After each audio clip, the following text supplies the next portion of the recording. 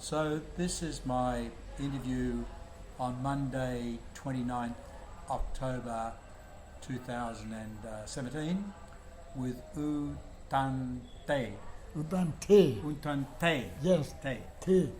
Because my friends, they pronounce it as Thai or something. Yeah. A-Y Thai. Yeah. Huh? It's Htay. Than Htay, yes. So let's start at the beginning. When and where were you born? I was born in the Irrawaddy Delta, but at the town name in the colonial period it was called Yandoon, but now it is Nyangdoon. Yandoon. That's the English spelling, anglicized spelling, and the name is now Nyangdoon. So when were you born? On the 10th November 1932. 1932. Okay. So that makes you 85. Yeah. A couple of Really days. my 85th birthday. Right. So can you tell me what life was like in 1932 in the village where you were born? Well, socially and economically is much better than now. As a child, I remember that the first thing I noticed is the monetary value. Huh? This is with little money, you can have many things, but not now. The inflation is not it is not rising at the normal rate. This much, maybe that is because our economy is in ruins. So what did your parents do? My father was a police officer, a sub-inspector of police, and my mother was just a dependent. And our schooling, as my father was a police officer, we had to go around many towns. So I've been to from Nyangdoon, Ngu Bien, Sagaing, Miao Mia, and then back to Rangoon. And when I matriculated, it was in Rangoon. Right. But let's go back to your childhood, because that's what I think. Yes. My childhood. You had many sisters and brothers, or? I'm the eldest son. We have 5 brothers and 2 sisters. And was that a normal-sized family then? Yes, but it is a little bit big, I should say, because normal size would be with 2 parents, 3 or 4 children. That's our typical Burmese family size. So what was school like at those times? In those times, we have schooling. I have elementary schooling in the Mubin area and middle school in Siriam. This the other side of a river in Siriam. Now we call it Than Htay, the town. And my high school schooling is in Rangoon. Right. But back to when you're a child, are there any sort of memories that you have of what? Yes. My good memory began when we were in the Sagaing. At that time, I was about 8 years old. And we have this Second World War. Then, because my father was the inspector of police then, and his superior officer was a British officer, an Englishman. And when one time he took me in this meeting with this district superintendent of police, GSP we called, and he has to address him not only sir but also Takin. Takin means you understand the master. So when we came back, I asked my father, why you have to address him Takin? Sir is enough for us, for senior and junior and superior and inferior people. Then my father explained to me, no, they are colonialists. They are our lords and masters. And I remember also when we went to cinema, some movie houses, we had to stand up when they sang this God Save the King or God Save the Queen. Huh? Then I realized we are the colonials. And then I don't like the colonial, the British. Not the people, but the people who are in our country, who acted especially like bureaucrats, British bureaucrats. So when the war came, and in the newspapers, I always read the German victories. The English, when they were defeated, I was happy. That's the way I have built up patriotism, I think. And another thing is, Germans, they are very bright, although they may be quite sometimes very hard. That's why my pro-Germanese spirit is started from that. And another thing is, from that time, I tried to learn English very good, because I want to be on equal footing with masters, colonials. Huh? So I tried this English. At the same time, I don't like their colonialism, but I respect their manners and culture and English language. That's why I learned it. And during the colonial period, there are four strata society. In the socially, we have four strata. The British or the English, British, they are the first, and then came the Europeans. Then came this what we call Anglo-Burmans, Anglo-Indians, and Indians are third. We are the fifth, the Burmese, or our countrymen, ethnic groups. This is a social strata system. I came to learn when I'm of age. And in Rangoon, if you don't know this Indian Hindustani, you cannot get around. You cannot go to the shops and buy something. You have to be able to speak Hindu. Yes. No, not English. Hindi. You have to know Hindi. Not Hindi, Hindustani. This is a Hindustani is Hindi and Urdu mixed up. If you don't know that, you can't get around. My goodness, that was back that I knew. in Sagain or all over, you think? Not in Sagain, but in English. But in the Sagain of the whole country, but these are the ranks. Right. Among even whites, the Britishers, the English, they are first, then came the European, and then these Anglos, and then the Indians, and then Burmese.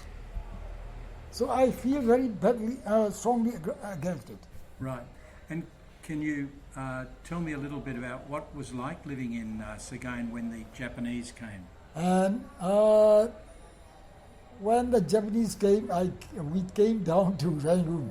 But in 1942, I think, the Japanese came there. And then I was 10 years old. Then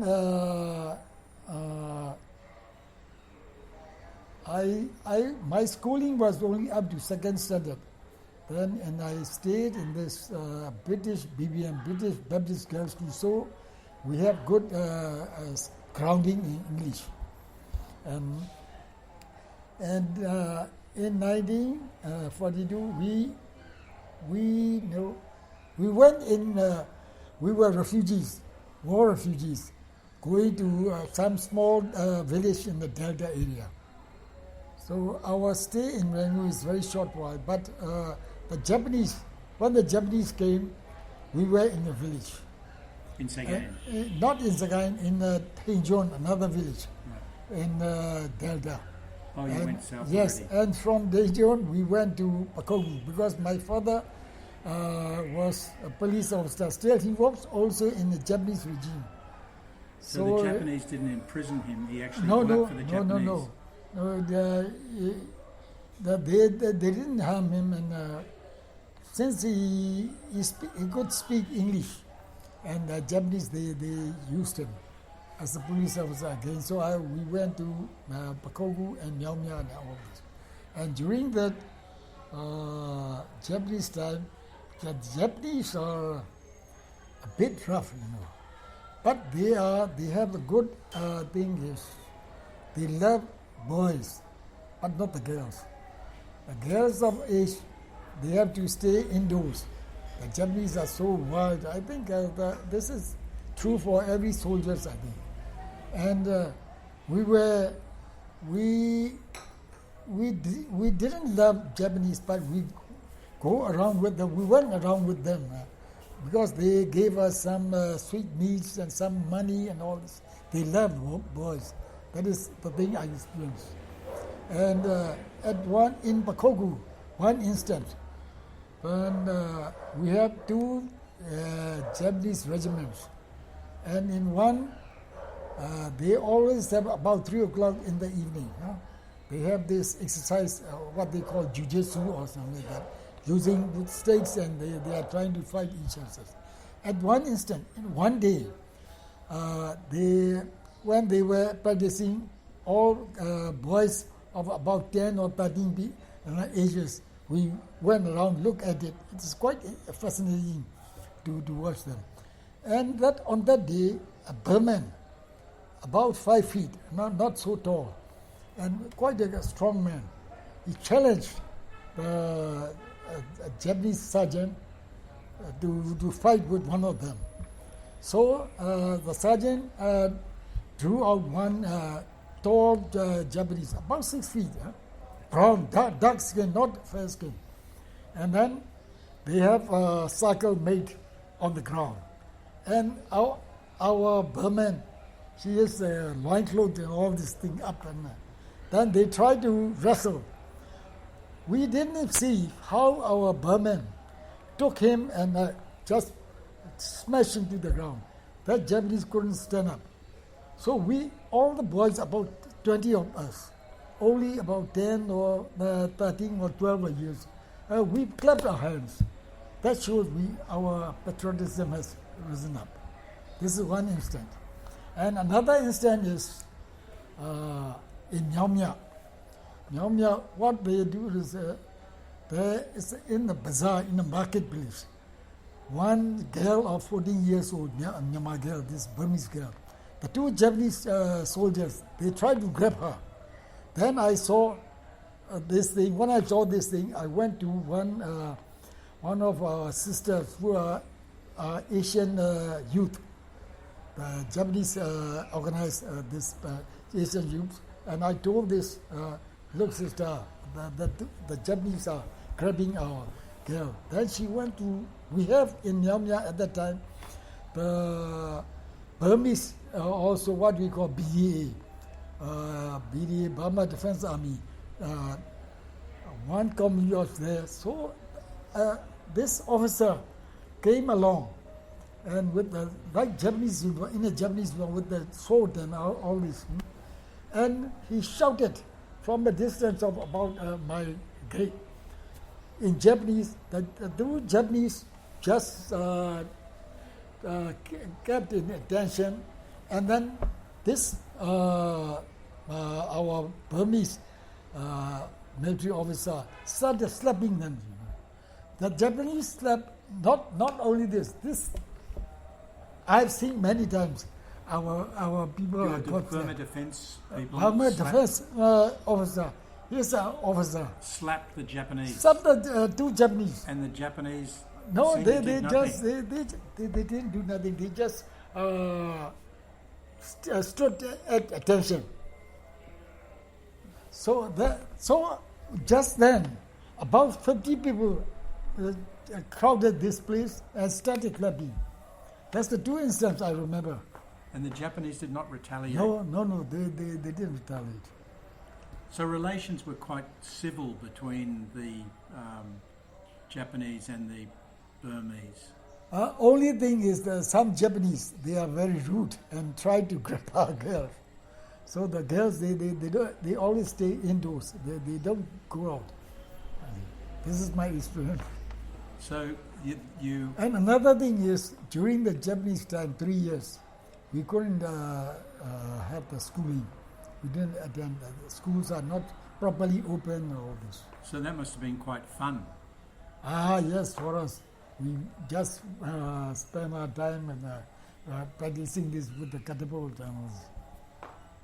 And the Japanese, they are, when the resistance came after 27 March, I was in a small town, Chailat in the Delta, and they came.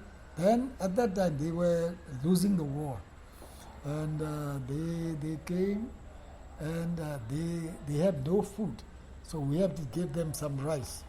And then they told, not the adults, they told the children, the boys, at night try to stay in some other places, not around here where they are, because our resistance fighters will come and they'll have a fight. Or maybe So shoot them off. for our safety. Right. So this is 1942 or 1940? No, it's 44. 44. 44, end of the 44, I think. When we have, and 45, Right. 1945. But when these General Aung San and these people, they are starting try to resist the Japanese. And so you, after the war finished, you stayed at school down Yes, south? or- after the war, we were in this Banyan or Syrian, that down from across the river. From there. Then we have schooling, and in 1947, I think, we moved to Rangoon. And from then onward, my high school was in Rangoon. And what did you do for housing and things like that at that time? Did you get provided housing? Yes, because my father was still a police officer. They gave quarters and all this. He's quite senior. He's an inspector, right? Yes, in police force, Burma police force, we have SIB, IP. So it's the second lowest. Second highest. Yes, second lowest. From the officer in the officer rank, you have SIB, that's Sub Inspector of Police, and then Inspector. Then come all these higher posts. Okay. Below him, we have sergeants and corporals and all this. Yeah, inspector is like officer rank. Officer rank. Yeah. Yes. So, did you think he enjoyed his career as a policeman, or? Oh yes. He's a straight police officer, and from him I learned, and I want to be a criminal fighter. You know, we have a CID. You know what CID? Yeah. And I would like to join CID when I graduate with a degree. So I took chemistry to join. But my father, when I graduated, my father said, I must not join either military or police force. And during this, we call this AFPFL period, the politicians they are not educated. They dominate in everything. And as uneducated men go, they are so proud. And at one instant, I saw my father being reprimanded very strongly by this chairman of the local this AFPFL party. He is not even a high school graduate. So it made me very strong impression on me. I don't want to deal with. I don't like politics at all. During my school, university years, I stayed there for honors. It took 5 years. And I stay quite clear of these politics. I don't like them. And your father didn't either. No. He said, if you don't join military, either army or police, I'll be glad. So I didn't. And when I joined university, my professor was so good. This Professor Dr. Thala, and he's a British graduate. When he gave a talk, I liked geology. Only then I learned what geology is. So did you start? You said you started doing chemistry at university. Yes. But was that a Bachelor of Science or what was Bachelor of Science. My degree is in that. BSc Honours. Bachelor of Science Honours, majoring in geology. it? Okay. So I became And a why geologist. did you did science? But you did chemistry because Because in CID you need this subject Right. to be a criminal investigator. But at this time you didn't know your father didn't want you to be a policeman. No. No. In Kogu, we have one a friend of my father's, who was BSc graduate with chemistry. And what he said to me is, another thing is, he is very devoted. We have people who are looking for the philosopher's stones and all this alchemy. He was he is a major alchemist. He said, you try to learn a transformation of metals and take inorganic chemistry. And his advice was like this. So I have some idea about that too. But That's why I like chemistry. there weren't very many geologists in the country at that No, time. at that time when I joined the university, there were only 16 of us who registered for geology.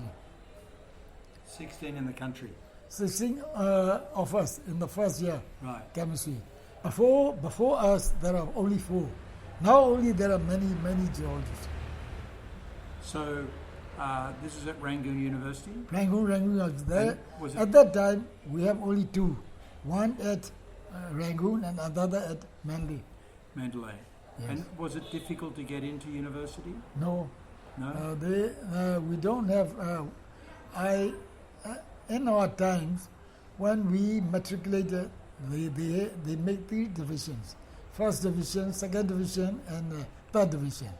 All can join the university, and you can take up whatever combination you like. Not like now. And was it free? Free, yes, quite democratic. And your parents were in... your parents were not in Rangoon when you went to university. My father was not in Rangoon. My mother was with us, staying in Rangoon. What, taking care of all the children? Yes, taking care of. We are 7 people, 7 children, 2 girls and 5 boys. I'm eldest. And what did all the others do? Did they go to university too, the boys? 4 of them are, including me, 4 of them are graduates. 2 of them are arts graduates. One is science. Two of us are science. And the girls in that time did not go to Girls, university? they are arts graduates. So BA. all 7 children went to university? All 7 children, yes. No, also sorry, only one of my youngest brother. He was a dropout, high school dropout. That's quite... So for your parents' education was important? Yes, my father was 10th standard graduate, high school graduate, not a university graduate. And your But- mother? My mother was, he's not 10th standard, he's 4th standard only. Right. Right. But they wanted you all to be educated? Yes. My mother also is quite keen about education. Was that unusual at that time for girls to go to university? No. Many girls are in university when we were there. Right. More than about 1/3 of the students' intake was girls. Probably not many in geology. No.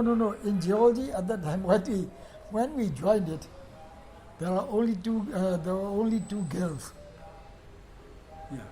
and one changed to bio and became a doctor. Now working in Malaysia. It's an Indian girl. Only one girl, Burmese girl. Became a geologist. Geologist. And So what year would you have gone to university? You were 18... 51. 1932. Yeah, 19... I was then 19 years old. Yeah, 19. Yeah. Yes. And so it was 4 years and then my 5 honours year. years. 5 years with honours. BSc ordinary degree is 4 years. Yeah. And honors have to stay 1 more year. Why did you do honours? Well, in my first year, I got a distinction in this geology. So my professor really wanted me to work in his faculty in the geology department. Because at that time, when we were in university, we had no Burmese geologists. Our instructors and lecturers were Indians, South Indians. with very bad accent, you know. And so when you, but was it going to make better for your career to get an honours degree, or what was the? Was True, there, yes. At that time, the government departments, they gave stipends, monthly stipends, and the usual stipends is 60 checks, and some 80. But in our case, my MRDC, this Middle Social Development Commission, gave honors 120 checks, and then this ordinary 80 checks. so double. Almost double. Yeah. And when we joined the office, this department or the corporation, they gave straight officer rank for the honors. Wow, that's a big difference. For ordinary, you have to stay 1 year. One year after that only you get gazetted rank, gazetted officer rank. So it makes it, in fact, the extra year means like if Yes. you didn't get honours, within 1 year you'd become officer. Yes. You did an extra year at university, Yes. and you go in as an officer. Officer, yes. And what happened then? This is 1956. 1956. Yes. What was life like in Rangoon in 1956? Socially much better, or economically much better. Have you got You- memories of what life was like then? Life was, we had very few people and no traffic jams, and ordinarily very quiet and peaceful. And you can get whatever you had with what you have. Your salary is quite all right with this. You could live And well. there is not much criminal cases. Right. And was the custom that until you were married you stay at home? Yes. So would you give some money each month to your mother for... Yes. I gave 300 chats. And when I got married, when I was not married, I gave all my salary, and my mother, I only kept about 100 chats with me for You my gave personal all of use. it to your mother? Yes, because we have a big family, and it's called big family. She has to struggle because only one man is earning, a bread earner. Yeah, your father? Yes. Yeah. So you were number two, did you say? Number one, first. First. So that also helps support the other children. Yes. And Yes. did you see that as an obligation, or did you see... No, this is our Burmese culture. When you were young, your parents will look after you. But when you are of age, when you could, not everybody is doing like that, but most of us. This is our teaching. In the Buddhist teaching, it is included. You have to look after your family or your parents when they are especially old, and when you have a job, and you have to support them. It is not a must, but our customs and tradition to do so. So you felt no problem, Mum, here's my whole salary. Yes. Give it to her. Another thing is, I love my mother most of all. It is true for all of us, I think. There is no woman better than your own mother. If she acts like a true mother. Right. What's a true mother act True like? mother means she will sacrifice her life for her children. And does that mean that your dad was quite strict because he was a police No, officer? my dad is quite liberal, but he is handsome. He was a handsome man, so he has many women. My mother has to forgive him just because of us. Okay, so he had lots of girlfriends. Oh yes, yes. Like us, yeah. Huh? No, this is really. So your mother held the family together. Yes, Yeah. she is very strict. Right. 5 sons, she could control them quite a bit brutal, I should say. She would just crack her knuckles on her crown every time. She wasn't pleased. That was I've never heard Strict, of that. strict, strict, yes. With knuckles on the head. Knuckle on the head. We have this, what you call, short, close crop Yeah. head. Huh? Yeah. And then she's a bony woman. And when she cracks it, there are 3 small bumps on her. So we are quite scared of it. It's not so good, But she kept the But you boys. said you loved her greatly. Because she sacrificed her life, and my father going around the town, and almost every town he has some of the girlfriends all this. And you all looked at this? You all saw it? All the children as you got older saw this? Yes. Right, right. And my mother was lucky because I was the eldest, and our Burmese tradition is you have to respect elders. Did you sounds like sometimes you had to stand up for your mother in front of your father. No, there is no trouble like this. My father always gave way because he has committed something. Right. He's done wrong. Done wrong, yes, he's done wrong. So he doesn't argue with my wife, with my mother. Okay, so your first job after you finish university? As the geologist, the junior geologist. At the ministry? At the in this in the private. corporation, Mineral Exploration Corporation, under the Ministry of Mines, and it has been changed at least 7 times because the unstable and the ideas in mining not so good. So I have to, not my own, but the government changed the names and establishment every time. So I joined this Mineral Resources Development Corporation. I ended up with Department of Geology Survey and Mineral Exploration.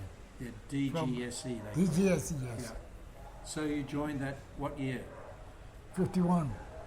And at that time, how was government run? Was it efficient, or how your memory of how the department operated? For 3 years, when we have UNU at the hand, it was quite all right. After that, this military leaders and all this, we are not, I shouldn't say that, but it is the truth. It's not good at all. But did that affect how the ministry operated? Did that make it any... Yes, the ministry, we have the ministers who are not, I should say, who has no knowledge of scientific things, and also some mining, geology and things like that. So they didn't appreciate, and they didn't understand what our obligations, what our duties, what we should do, and all this. What they want is just results within short period. So who was that? The minister was one of these people, but not surely. One of the colonels or military people at that time too. Yes. So that Since after 1962, you know. Yeah, after 62 I know, but this is before 62 you're talking. Before 62 is still nice. Okay, so parliamentary. your comments about after 62. After 62, yes. But when you joined, there was, 4 or 5 years? In 56, I joined. Yeah, so 6 years with UNU. Yes. And those years, it was more professional. Yes, more professional. Right. And did you stay in Rangoon, or were you posted outside? Outside. My headquarters was in Rangoon, but I have to go out to the district where we have our mineral deposits and all this. Where did you spend long periods away? Period away in the southern sunsets. This Taungji, Hobong, Kalor, and all these. There are some towns. The base is in those towns, but we have to go out. And did you love your job then? Did you enjoy it? Yes, I love my job. This outdoor job, and you can have regional experience. Right. But long periods away from Rangoon. That's a bit hard on my wife, and also sometimes I feel a bit bad about it. So you haven't mentioned about your wife. How did she come into the picture? Oh, when I came back in 1961, my parents, and she is also my cousin sister. You're nearly 30. Yes. I am 29 when I got married. Yeah. So was it an arranged marriage or was it love marriage? It's arranged marriage, as you say, because we know each other. Her father was the brother of my mother. Wow, that's close. That's like a cousin. Yes, actually, she is my second cousin. And is that permitted under Buddhist? Yes. Right. Even first cousins, they are. Only the sisters and brothers, they are forbidden. Right. And would that have been common at that time? Very common? Not so common. Not so common because our marriage system is sometimes, in those days, the marriage system is arranged, not love. Not love. So they lasted longer than love. With love, a few years they might separate. Right. Because it's an emotional thing. But arranged marriages, as far as I can see, it is based on something more solid. Being what? Family relationships? Yes, you see, in marriage, it is not only your side, but the other side you have to consider. And all these people, they have to be compatible. Then love means in a moment, decision. And then after that, finish. But that doesn't continue to this day, does it? No. Nowadays, it's a love. So you see a lot of divorces and A lot of divorces. Okay. So you got married in 62. 62. Yes. 62. Yes. And she was also from Rangoon?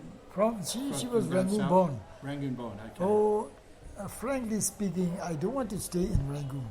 I would like to stay in either Townview or Kalor. I was so fond of southern sunset climate and people and the environment. Right. I still like to stay in the Rangoon.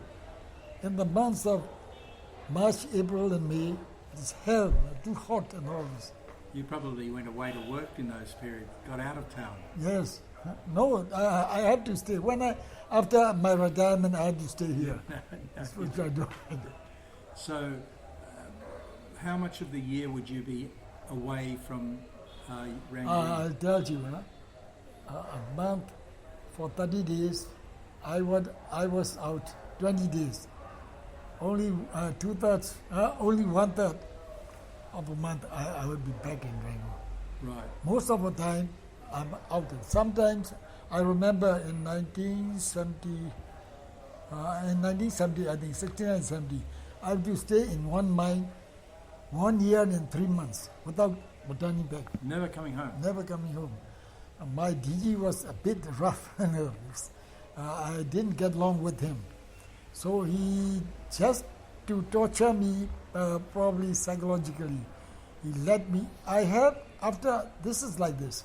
After 6 months or 4 months, you can come back. But in my case, he said, I was working with also Russian geologists. So he made me stay there with my other 4 geologists at that Mochi mine more than 1 year and 3 months. Then I tried to, out of spite, I tried to curse him. That man should met a very severe, very cruel death or something like that. And he died in that after 3 years in India. Was he in India? Yes, and he was kicked out from the service for his own follies and all this. And that's cruel, though. Then I felt repentant, for cursing him and all this. You felt bad, or you felt I bad? felt bad. But that's very unfair to make you stay away from your home for... Right. At that time I was so mad and I want to even kill him. Yeah, I'm sure. That's a long while. Yes, that's the longest. Sometimes I have to stay more than 3 months or something like that. And did you have children? I have 2 children, 2 boys. 2 boys, and the third one I discussed with them. My wife was quite fed up with the 2 boys. They were so like monkeys, they were so playful. And she didn't want to have any more boys. So the first boy was with the cesarean cut. Right. So after three children, she should be sterilized and all this. And she said to me, "All right, can you can you tell me firmly that would be a girl, because I want to have a girl. 2 boys I have got. That I cannot promise." So we didn't take to part one. So you just stay with 2 children? Yes, Right. 2 boys. I stay with one the younger one. He stays with me. Right. He has one child, a girl. And did any of them follow in your footsteps? No, you know what? My wife is very funny. I brought some ore samples, mineral samples, very beautiful samples from Borden mine, and I put it in a case, and then my wife just threw it away. So my sons, when they join university, both of them are graduates. They would be interested in geology. She doesn't want that. So that's why she threw it away. That's right. I was so angry with her. It's a beautiful sample. I've been so many mines, Borden, Mochi, all the biggest mines, and the 10,000 mines, all this. And you were a division director at the end, is that what it's called? What was My last post when I graduate, when I retired, it was Deputy Director General. Deputy Director General? Yes, of the second man, DGSE. yes, second man in the GSE. And was the Director General an army man? Army man, yes, Colonel. Yeah, so basically you were the top civilian. Yes, top civilians also. Yeah. So it's, what do you, when you look at the mining industry now, what do you feel? Yes, what shall I say? This. The reason is the mine ministers, they are not technicians and they don't understand and they don't appreciate what we are for and all this. And the thing is, you might have known, our country has no mineral policy. I know. The first thing we require, because I've been trained in Canada. Yeah. And Sorry, you haven't talked about that. Yes. And what they should have is, we have a definite policy for mining, for mineral, and then they have no planning, good planning. And when I came back, when I returned from Canada, I put up a report, what we should do and all these things. These things are just shelved. So you didn't tell me about Canada. What happened with Canada? Canada, I went there in 1958, and after 2 years of service, my corporation selected me to go abroad for further studies. I have a first degree only, so secondary, No, secondary, yes, honors. You already had honors. So secondary, in those days, our government was a democratic government. So we have a lot of aids and agencies, Colombo plan, Yes. when I went there. So they found some universities in the West, and the university, they put checks on they just screen our academic qualifications. And in the first place, I was selected by the McGill University. McGill University in those days was number 6. McGill. Yeah. Number 6 in the whole North American continent, and the first top university in Canada. So I got in that for mining geology in McGill University. You got a master's? Master, yes. It's a special degree for industry alone. I have to take mining courses, metallurgy courses, and all this, and financial economics courses. Did you enjoy your time there? Yes. McGill is in which city? In Montreal, Montreal. French Canada, Yeah. Quebec. So that was before you were married? Before I got married. Yeah. It's quite a nice experience. You're probably the first member of your family to go overseas. Yes, it's true. Did your mother mind you going? No, they don't. Even my father, But when I'll tell you something, people sentiments. When I passed my matriculation class, I have the good marks, but not distinction in English. It's about 72, 75. When you get 75, then you get distinction. 72, so I was quite, I think a lot of myself. So I thought, even my father might not know English better than me. No, it is wrong. He is a graduate of Cushing High School, which was the first next to our government high school.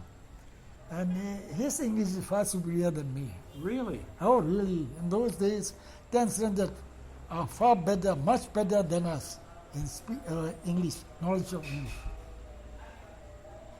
So Canada, were you going to tell me something about Canada? In Canada, this in McGill, yes, in the first year, my course is normally 2 years course. This is a MSc Master Degree. But my thesis professor, after asking me and all this, he said, "You are Colombo Blend student, so you could stay more than 2 years." Is that so? So I said, "Yes, it's up to you." Then he telephoned my Colombo Blend supervisor. "Well, Mr. Htay, I would like to keep him 1 more year here." So he said, "All right." So I have to stay the first year. I have to take all these undergraduate courses in geology. Again, and only 2 graduate courses.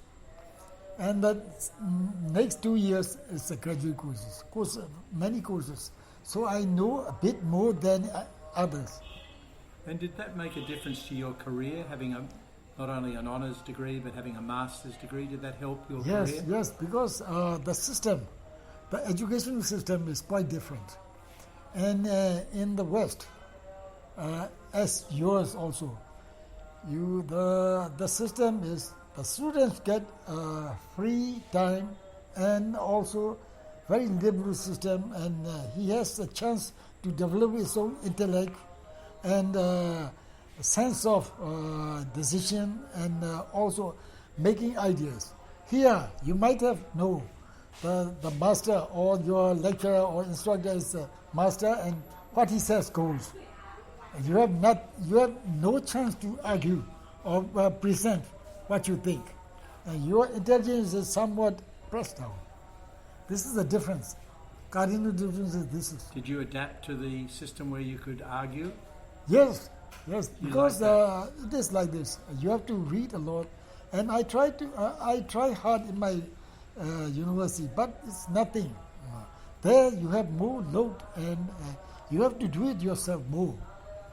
The instructors just show you some way, and you have every course has to every other week you have just seminar talk. You have to read assignment, and then you have to talk class. And your instructor, your lecturer or professor sit at the corner. Now, one thing I haven't asked you, which I know many, I'm quite surprised, I was saying to A. Lewin, are you Burmese, or like it seems many Burmese actually have many mixtures of different.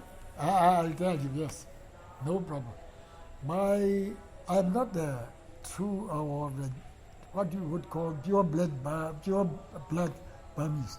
My great grandmother from my maternal side was a Thai woman, and my mother's father was half-caste Shan. So I look a bit like Chinese or something like that, not the true Burmese features. From my father's side, they are from upcountry. Both of our people are upcountry. They came down when the British they tried to develop the lower part of the country, which you have mentioned in your book. It's true. And then must have some Portuguese blood or something like that. On your father's side? Yes, because we have some hairs on and some of our sisters, one of my sisters, she looks like some Anglo-European. How do you know that though? How do you know? Is it because just my grandfather told me okay. From my father's side. our family tree anymore. You said there are Yes, Portuguese. we are from Shibu side. There are some Portuguese there. The Burmese, when they conquered the Syrian, they took some Portuguese up there. So, really, I mean, from what I've seen, there are very few pure Burman. No, that's true. Pure Burmans, the pure Burmans, you can look at their eyes, at their complexions. They are not so dark, but what chocolate? Not chocolate. Their complexions is dark anyway, and eyes are like full eyes with folds and all this. So, Not like is this. there just, I mean, you're very mixed. You've Yes. got lots, but was there any racism towards people, in No, your... we don't have. We don't have racism. Or some of our friends, we don't have racism. But what we Burmans have some fear is the spread of Islam. And from history and also from our present time. Some of the areas are now, we have lots of Muslim peoples. And this we don't like. And do you think that was your feeling back in 1950 and now, or is this just increasing? This is feeling more now? It is feeling more now because we see the spread. And if it is off the record, I'll tell you. We'll nearly finish and then we'll turn it off. Yes, please, at some other time. I'll tell you what my feelings are about this present situation. Now, not on the record. Now. On the record. Not on the record. Okay, I've got to turn it off then. So let's please ask any more questions which I would like to answer. Okay. But after that, I'll tell you. Okay. No, I think we're is there anything, as you know, the purpose of this is for in 10, 15, 20 years' time, people to be able to listen to stories about what it was like in 1920, 30, so on. I see. That's my idea. It's not for people want to listen now, they can. Yes. But, when your generation is gone, there is no connection to people who were born before the Second World War, people during the Second World War. You've had the whole thread from colonial through democracy with so many things in the middle. Yes. And that's when your generation is gone, we are going to lose a very important connection with the past. Yes. That's my reason for doing this. This is true. There is a gap in generation. Yeah. And the attitudes and values and moves, all they are changed now. So do you see, you talked about you were anti-colonial, but you admired the British customs. The British customs. Because on my return from Canada, I stopped for 5 days in London, a family with the English family, and I knew then that the lady of the house tried to explain to me this table manners and all these things, and they have the man was Cambridge Town. Wow. Yes, and I'll tell you something about British also. And my mother-in-law to be was so, what shall I say, astute. And my intention was as a young man, when I get back to London, I would like to visit some hot spots. Those in London, you have Soho. And Japanese and all these. But she foreseeing all these things because she would like to have me as a son-in-law for her daughter's sake. She arranged in such a, you heard about MRE, it's a moral rearmament to fight communism. Yeah. There's a big party in this country. Yeah. And they have a change. And she arranged, so one of the families are MRE member, and they came and to see us and took me to their families. This in Berkeley Square, number 45. Wow, very nice. I don't remember now their names now. The man was Cambridge Town, the woman was just Japan. That's very exclusive area. Very polite. and they have two children, one boy about 8 and one girl about 6. So that first evening, the lady tried to teach me how the British, all the knives, then these glasses and all this. It's quite complicated. And the man was not so interested. No, you can forget about it. No, but I would like. And at the dinner, they served as a fruit, as a dessert, the bananas imported from Brazil. It's a long, big green one, or a yellow one. Yeah. And we all finished, and all they finished, but the girl was waiting for me, I knew. She didn't eat her banana and waiting for me. So I knew that, and then when it came the time to eat banana, I just took it and just peel off the skin, and then eat it. So the little girl said, "Is that the way to eat banana?" Yes, it's the easiest food to eat like that. But the boy said, "No, that's the monkey's way of eating." So the father cuffed him on the head. And another thing is, on Saturday, I was in North America. We went out with open collar and all this, no ties. Yeah. Even if in the first year I used to, because I like to wear my tie and with that. Special. So there's not special knot. And if I wear a black suit and in the classes, my friends would say, "Hey Than, look, whose funeral are you going?"